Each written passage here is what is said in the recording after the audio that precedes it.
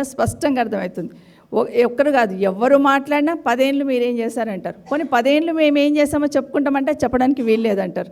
ముందు ప్రశ్న నేరుగా అడగండి అంటారు. ఈరోజు ప్రజలకు నిజంగా ఈరోజు అర్థమవుతుంది, ఈ ప్రభుత్వం ప్రజలకి ఏమీ చేయలేక, ప్రతిపక్షంగా బీఆర్ఎస్ పార్టీని ఎదుర్కోలేక ఏదో ఒకటి బుల్డోజర్గా చేస్తుందనేది అర్థమవుతున్న సందర్భం. ఈరోజు నేను హరీష్ రావు గారు లేవనెత్తిన అంశం, ఏదైనా కూడా అసెంబ్లీలో బయట జరుగుతున్న అవినీతిని అసెంబ్లీలో ప్రస్తావించాలని ప్రయత్నం చేస్తూ ఉంటాం. 1 కాదు 2 కాదు, చాలా చాలా చాలా అవినీతికి సంబంధించిన సంఘటనలు గతంలో బయట పెట్టున్నాం. హిల్ట్ పాలసీ కానివ్వండి, సింగరేణికి సంబంధించింది కానివ్వండి, తర్వాత మున్సిపల్ అడ్మినిస్ట్రేషన్లో సంబంధించింది కానివ్వండి, ఇవన్నీ అడుగుతున్న సందర్భంలో ప్రభుత్వం నుండి సమాధానం ఉండదు. నిన్న ఈరోజు ఇసుకకు సంబంధించింది కానివ్వండి, నిన్న హరీష్ రావు గారు ఒక విషయాన్ని ప్రస్తావించినప్పుడు దానికి సమాధానం చెప్పాలి, లేదంటే హౌస్ కమిటీ వేయాలి. కానీ దానికి సమాధానం చెప్పకుండా ఏదైతే పర్మిషన్ లేకుండా నిన్న హరీష్ రావు గారు వివరించున్నారు, మైన్స్ సంబంధించిన పర్మిషన్ లేకుండా రన్ చేస్తుండని హరీష్ రావు గారు ప్రస్తావిస్తే ముఖ్యమంత్రి గారు వచ్చి దాని మీద పెనాల్టీ వేశామంటారు. అసలు పర్మిషన్ లేకుండా రన్ చేశారు కదా మీరు అని మేము అడుగుతూ ఉంటే పెనాల్టీ వేశామంటారు.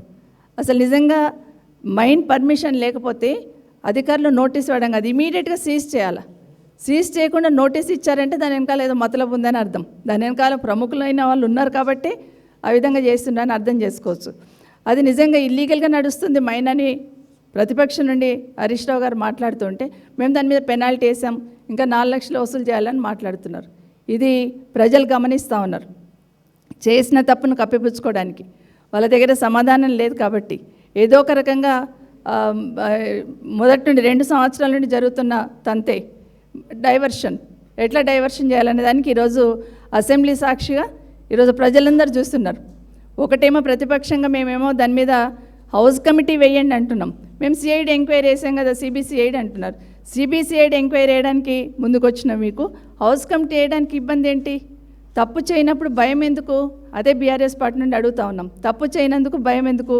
తప్పు చేయనప్పుడు హౌస్ కమిటీ వేసిన ఒకటే, సిఐడి ఎంక్వైరీ వేసిన ఒకటే కదా, దాన్ని ప్రజలు గమనించాలని కోరుతా ఉన్నాను. ఈరోజు మాట్లాడుతుంటే హరీష్ రావు గారు మాట్లాడుతుంటే నిన్న కూడా నేను ఆశ్చర్యంగా చూశాను, అంటే కొంచెం ఆశ్చర్యం అనిపించింది. సభలో లేని వ్యక్తుల గురించి పేర్లు ప్రస్తావించొద్దనేది సభలో ఉన్న నిబంధన, కానీ అలాంటిది మా ఎంపీ గారి పేరు అక్కడ మెన్షన్ చేస్తున్నారు. అదెక్కడ న్యాయం? అసలు సభలో లేని వాళ్ళ పేర్లు ప్రస్తావించొద్దనేది ఉంది కదా నిబంధన. మరి ఎంపీ గారి పేరు మళ్ళీ ప్రస్తావించారు, మళ్ళీ ఈరోజు కూడా ప్రస్తావించారు. ఈరోజు హరీష్ రావు గారికి సంబంధించి వాళ్ళ కుటుంబ సభ్యుల పేర్లన్నీ చదువుతూ ఉన్నారు. ఇది ఎక్కడవుతుంది? నిన్ననేమో మంత్రి గారికి సంబంధించిన కుటుంబ సభ్యులు కారు, వాళ్ళు చాలా దూరం చుట్టాలండి. మరి ఈరోజేమో హరీష్ రావు గారికి సంబంధించిన వాళ్ళ ఫ్యామిలీ మెంబర్స్ అందరి పేర్లు అసెంబ్లీలో చదవచ్చా ముఖ్యమంత్రి గారు? మరి నిన్నొక రకంగా ఉంటుంది, మంత్రి గారు చుట్టాలైతే చుట్టాలు గారు, మరి హరీష్ రావు గారు చుట్టాలైతే చుట్టాలు ఎట్లయితారు? ఒక్కసారి ఆలోచించమని కోరుతా ఉన్నాను. ప్రజలందరూ కూడా గమనించాలి, ఏ విధంగా ద్వంద్వ నీతితోని ఈ ప్రభుత్వం నడిపిస్తుంది హౌస్ని అనేది కూడా గమనించాలని కోరుతా ఉన్నాను. ఈరోజు వాళ్ళందరి పేర్లు చెప్పారు, వాళ్ళ పేరు మీద హరీష్ రావు గారికి సంబంధించిన ఫ్యామిలీ మెంబర్స్ మీద హౌస్ కమిటీ వేస్తాను అంటున్నారు. వెనుకని ఇమీడియట్గా మా శ్రీధర్ బాబు గారు లేచి, గౌరవ మంత్రి గారు, హౌస్ కమిటీలతో ఏం కాదు, లాస్ట్ టైం 3 హౌస్ కమిటీలు వేసినాం, ఈ హౌస్ కమిటీలతో ఏమవుతుందని మాట్లాడున్నారు. అంటే ముఖ్యమంత్రి గారికి మంత్రి గారికి వితిన్ హాఫ్ అన్ అవర్లో ఏ విధంగా మాట్లాడారు అనేది ప్రజలు గమనించాలని కోరుతా ఉన్నాను. ఇదే కాకుండా నిన్న మొన్న కూడా మీరు చూస్తున్నారు, ఏదైనా మేము ప్రతిపక్షంగా ప్రజల సమస్యల్ని ఎత్తి చూపిస్తాం, కానీ అక్కడ ఉన్న మంత్రికి సంబంధించిన క్యాస్ట్ ఏందనేది చూడం. సునీత గారు మాట్లాడినప్పుడు కానీ, నేను మాట్లాడినప్పుడు కానీ, సునీత పంచాయతీరాజ్ మీద మాట్లాడినప్పుడు, ఆర్టీఐ మీద మాట్లాడినప్పుడు మినిస్టర్ గారికి మేము ప్రశ్నలు మాత్రమే స్పందిస్తాము, ఇలా ఉంది వ్యవస్థలో అని చెప్పి లోపాలను ఎత్తి చూపించే ప్రయత్నం చేస్తాం. కానీ దాన్ని ఇమీడియట్గా కులం వారిగా మాట్లాడే ప్రయత్నం చేస్తూ ఉన్నారు, కులాన్ని తీసుకొచ్చి మాట్లాడే ప్రయత్నం చేస్తున్నారు. సరే, నిన్న మంత్రి గారు అంటే అన్నారు కదా అనుకున్నా, ఈరోజు ముఖ్యమంత్రి గారు కూడా అదే మాట మాట్లాడే ప్రయత్నం చేస్తున్నారు. మా సీతక్క గారిని అవమానించారంటారు. ఏమి అవమానించాం? నీళ్లు రాలేవన్నాం. బాబు ఊరికి పోతే ట్యాంకర్కి పైప్ పెట్టుకొని నల్ల ద్వారా నీళ్లు పట్టుకుంటున్నాడు. మరి నల్ల ద్వారా నీళ్ళు వస్తే అక్కడ నల్ల ఉంటుంది కదా, నల్లకు పెట్టాలి, పైప్ పెట్టలేదు. గది ఆ మాత్రమే చెప్పాం. ఊళ్ళల్లో నీళ్ళు వస్తలేవు, ఊర్లలో పవర్ కట్ అవుతుంది, అడగొద్దా? రైతు బంధు పడతలేదు, అడగొద్దా? యూరియా వస్తలేదు, అడగొద్దా మరి? ఏమడగాలి మరి? మీరే రాసి ఇవ్వండి మరి. ప్రతిపక్షం గివి మాత్రమే అడగాలి. ఆల్రెడీ స్పీకర్ గారు అంటారు మమ్మల్ని, మీరు ముఖ్యమంత్రిని విమర్శిస్తే మైక్ ఇవ్వని అంటాడు.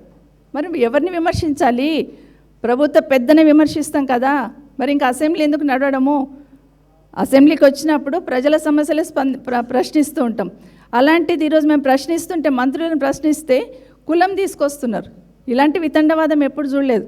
ఈరోజు గౌరవ ముఖ్యమంత్రి గారు కూడా అదే మాట్లాడుతున్నారు. మా సీతక్కని మీరు కామెంట్ చేశారు. ఏం కామెంట్ చేశాం? నీళ్లు రాలేవన్నాం. సునీత గారు మాట్లాడుతూ సర్పంచ్లకు నిధులు పడతలేవన్నారు. ఇవన్నీ అడిగితే వాళ్ళకు సమాధానం చెప్పనీక లేక ఏదో ఒకటి మాట్లాడే ప్రయత్నం చేస్తూ ఉన్నారు. ఇది నిజంగా చాలా బాధాకరం. ఎందుకంటే లోపాలు ఎత్తి చూపిస్తున్నప్పుడు వాటికి చెప్పండి సమాధానం, కానీ ఈ విధంగా బుల్డోజ్ చేసే ప్రయత్నం చేస్తున్నారు అనేది ఈరోజు స్పష్టంగా అర్థమవుతూ ఉంది.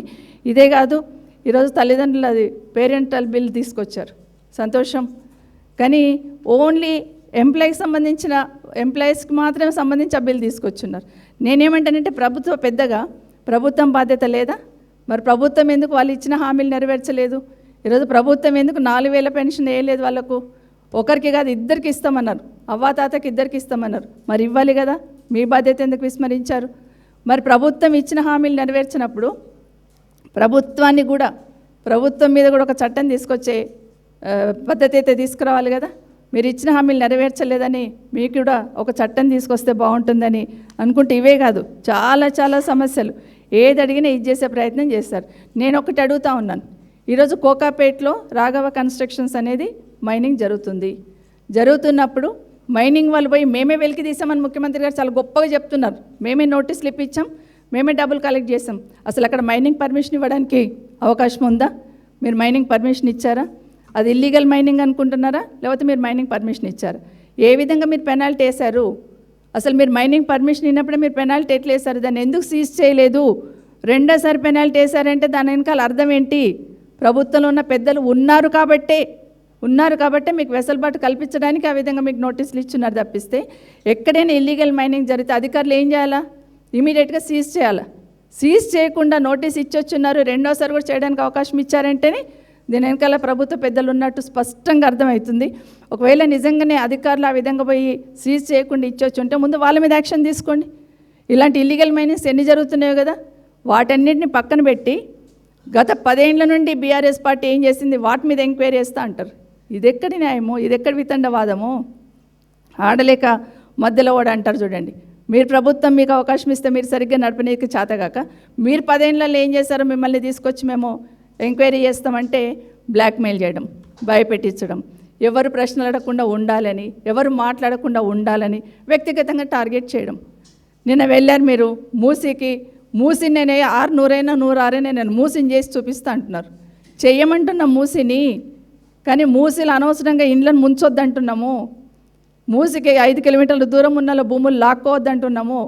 అట్లా అడిగామంటే సబితమ్మ టార్గెట్, ఇంకేదన్నా అడిగారంటే పల్లరాజరెడ్డి టార్గెట్, వాళ్ళ కాలేజీలు టార్గెట్. ఇవి అంటే వ్యక్తిగతంగా టార్గెట్ చేస్తే ప్రజల సమస్యలను ప్రశ్నించమని అపోహలో ఉన్నట్టున్నారు ముఖ్యమంత్రి గారు.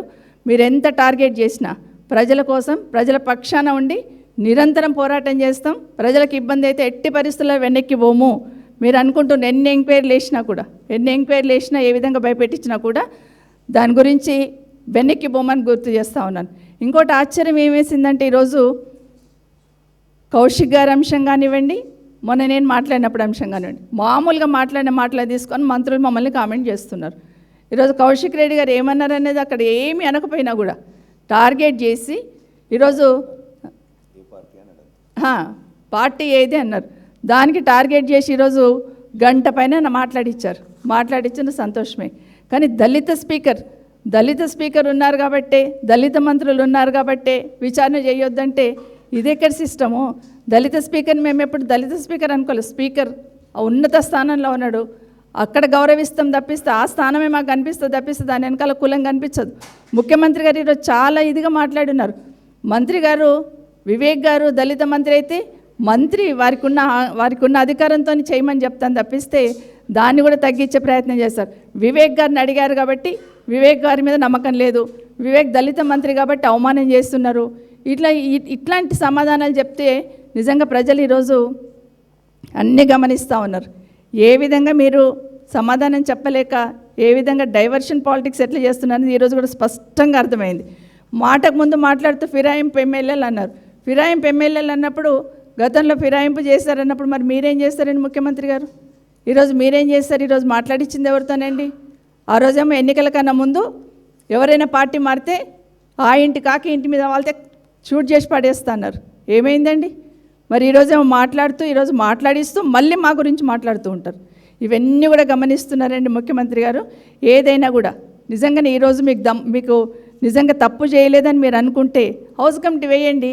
హౌస్ కమిటీ వేయకుండా హరీష్ రావు గారిని కార్నర్ చేయాలని, లేకపోతే కేటీఆర్ గారిని కార్నర్ చేయాలని వ్యక్తిగతంగా ఇది చేస్తే ఈరోజే ఏదో హరీష్ రావు గారు బాలానగర్లోనే ఎక్కడో ల్యాండ్ కొన్నట్టు, ఇంకా అది ఎప్పుడో అది వాళ్ళకు దృష్టిలోకే రానట్టు, 2 సంవత్సరాల 3 నెలల తర్వాత వాళ్ళ దృష్టిలోకి వచ్చినట్టు, ఇవన్నీ కూడా ఏంటంటే ఎవ్వరు మాట్లాడొద్దు.